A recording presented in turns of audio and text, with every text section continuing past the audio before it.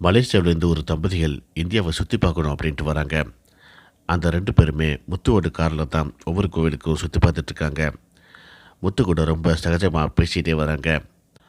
முத்து அந்த 2 பேர்த்தையும் மீனாவுடைய அம்மா பூக்கடை வச்சிருக்கக்கூடிய ஒரு கோவிலுக்கு முன்னாடி கொண்டு போய் நிப்பாட்டுறாங்க. அங்கே தான் மீனாவும் வந்திருக்காங்க. மீனாவை அந்த 2 பேர்த்துக்கும் முத்து இன்ட்ரடியூஸ் பண்ணி வைக்கிறாரு. மீனா ரொம்ப சந்தோஷப்படுறாங்க. கோவிலை சுற்றி பார்த்துட்டு சாமி கும்பிட்றாங்க. முத்து மீனாவை பார்த்து சொல்கிறாரு, இவங்க 2 பேர்த்துக்கும் ஏதாவது செய்யணும் அப்படின்ட்டு எனக்கு ஆசையாக இருக்குது.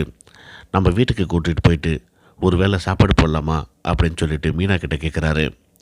செய்யலாங்க, ஆனால் அத்தை ஏதாவது சொல்லுவாங்களோ அப்படின்ட்டு நினைக்கும் போது பயமாக இருக்கே அப்படின்னு சொல்லி மீனா சொல்கிறாங்க.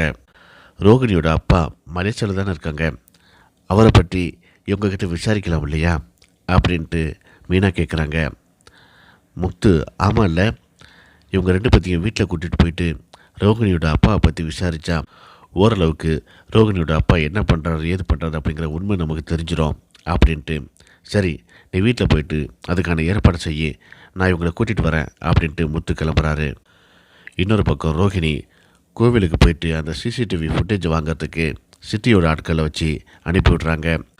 அவங்களும் அந்த கோவில் நிர்வாகிகிட்ட போயிட்டு கேட்குறாங்க, நீங்கள் கேட்ட உடனே அப்படிலாம் நாங்கள் கொடுக்க முடியாது, அதுக்குன்னு ரூல்ஸ் இருக்குது, நீங்கள் யார் என்னன்னு எனக்கு தெரியாது, நான் எப்படி உங்களுக்கு தர முடியும் அப்படின்ட்டு அந்த கோவில் நிர்வாகி அந்த ஃபுட்டேஜை தர மறுக்கிறாரு.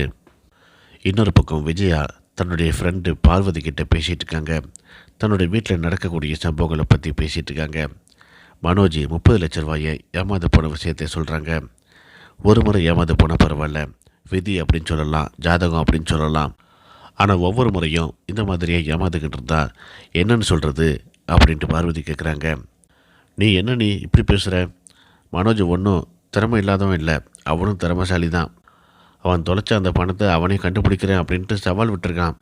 சீக்கிரமாகவே கண்டுபிடிச்சிடுவான், நீ வேணா பாரு அப்படின்ட்டு பேசிகிட்டு இருக்காங்க.